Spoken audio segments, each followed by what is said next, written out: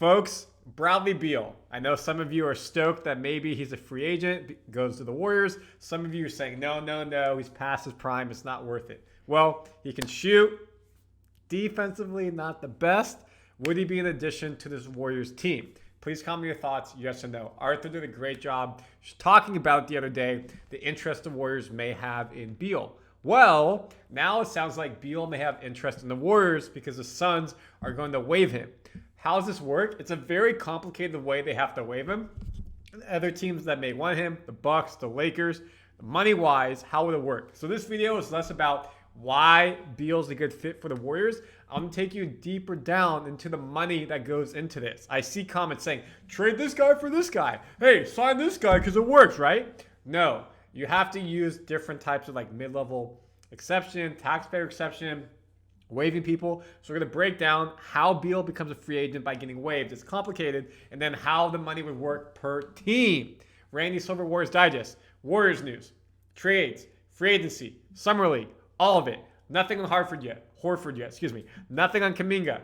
Please subscribe. We keep you updated on everything you need to know. So we're going to break down this article. Great article by Fred Katz from The Athletic. It's a paywall article, so you're not seeing this anywhere else, folks. The goal is for the Suns to buy out Beal. Why would they want to do this? Two reasons. One, it gets them below the second apron, a dreaded payroll threshold where only the most expensive teams venture, but also gets them out of the luxury tax. One, if you're above the second apron, I'm going to use the Warriors for a second here. If you're above the second apron, we are $36 million below it. This is not with Kuminga, whatever happens there. What does that mean? It means that you can't have flexibility in your free agency and roster construction. You're in purgatory if you're above the second apron. That is why the Celtics got rid of Jrue Holiday, Porzingis, because if you're not competing, it's not worth it. Second, luxury tax, just not paying a bunch of money on the taxes coming in. The Suns can't just waive Beal. They need help. Now, this is where it gets complicated. Because of a quirk, folks. It's like, there's something happened in life. A quirk, no big deal. This is collectively bargained. A quirk. Beal has $110 million in 2 years remaining on his contract. $55 million per year for a backup guard right now. Wizards, you gave them too much money and they got out of it. They got lucky. Must give back at least $13.8 million for the Suns to be allowed to stretch him. If he did, Phoenix would then have a dead cap hit of $19.4 million on the books in every season through 29-30, through the rest of this decade. So let's go through this again. For Beal to become a free agent, he has to give back $14 million. He would still make $96 million over 2 years. This is money given to him. Just like with Damian Lillard, waived. He's making $110 million, whatever that number is, over 2 years. So he can sign with whatever team he wants at the veterans minimum, and he's still getting $100 million. Beal, give back $14 million. You can go to a team you want to be and sign at the veterans minimum at the basic, and you're still getting all that money. For Phoenix, what does that mean for a dead cap hit? Let's just say $20 million. If the salary cap is $100 million every year, again, it's not, it goes up, and it's not $100 million, it's much more. That means they would only have $80 million to give out to their roster. It's like in the NFL. If you're not a big NFL fan, you always hear a dead cap hit if someone's cut or waived. So this means for 25, 26, all the way to 29, 30, $20 million of the salary that the Suns are able to give to their players is just on the books under Beal's name, and the Suns can't do anything about it. The Warriors, we don't have any dead cap hits. Here's our draft picks. We have some trade exceptions because of the Waters and Anderson trade. And we have some cash that we could use. But we don't have any dead cap hits, which is good, meaning that all your salary cap can be going to the players currently on your team.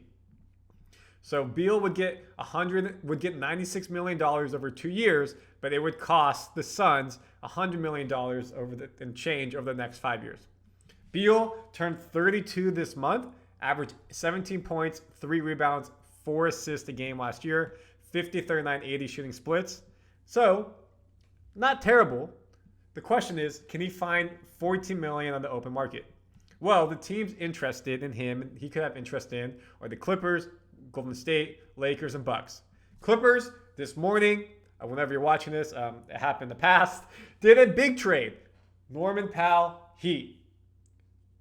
John Collins, Jazz to the Clippers. That's a big get for them at that power forward guard, 3-and-D type of player. Brook Lopez also coming in to the Heat. To the Clippers. Why would they do this trade? The deal opens up a starting spot at Beal's position, potentially. But because they used a 14.1 mid-level exception to sign free agent center Brook Lopez, they can only offer Beal only what they have left of the mid-level exception, $5.3 million. Which, again, is good money, especially when you're making $96 million in 2 years because you're getting waived by your former team. So if he wants to go to LA and play for the Clippers, he can get $5.3 million at the max there. They have the spot. Lakers, what do they have? The biannual exception worth $5.1 million in starting salary. So basically, if you want to go play for LA Lakers, LA Clippers. You're going to go play at, let's say Staples Center, Crypto.com Arena, or Steve Ballmer's new arena, state of the art. What team do you think is better? Clippers really had a good shot last year. Lakers, are they a win now with LeBron, or are they a planning for the future with Luka? Warriors, we're in purgatory and restricted free agency. We've done nothing as of this video. We're waiting for the sign trade with Kuminga, the free agency with Kuminga to take the qualifying offer, or we give him a deal. If the deal is made for Kuminga that doesn't bring back any money to the Warriors, so a sign and trade, then they would have access to the $14.1 million mid-level exception. The question is Beal worth $14 million? Personally, I say the answer is no. Allowing them to offer Beal more money than the Clippers, Lakers, or Bucks. But before offering any portion of their mid-level exception, the Warriors must find a solution for Kuminga, a resolution for Kuminga. And it's dragging on. Again, apparently they're going to meet in Vegas. So the question is, does it make sense to just say, hey, Kuminga, get Beal, a win-now player? Will he stay healthy? Will he make this team better?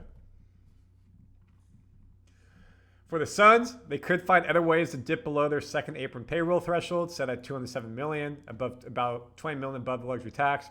They could negotiate a buyout with Beal, waive him, choose not to stretch his money, and then trade, say Royce O'Neal to another team without taking the money back. So it seems like most likely they will waive Beal and say, hey, thank you so much, stretch the money out. Beal, Durant, Booker, supposed to be a big three, turned out to be a big flop. Suns went 36-46, falling short of the play-in tournament. Durant is now in Houston. Beal looks like the centerpiece of the Suns again. And could the Beal be in Golden State? Right now, this is what we've done in free agency. A big nothing. And a lot of players are gone. So, folks, again, I'm not saying is Beal a good fit for this team. He can shoot, but defensively, he's a lack. We're talking about how does something happen. My goal here, beyond just the videos, is to educate you on scenarios to make you a smarter, educated fan, not just for Warriors, NBA basketball. So comment your thoughts. Do you think Beal's good or bad? Do you like this type of video? And I'll see you on the next one.